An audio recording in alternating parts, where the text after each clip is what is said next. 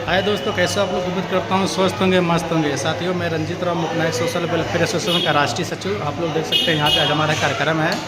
हम लोग यहाँ पे एकत्रित हो रहे हैं क्योंकि सामाजिक परिवर्तन देश में लाना बहुत ज़रूरी है, क्योंकि जातिवाद के कारण भारत में कभी सामाजिक परिवर्तन नहीं आया।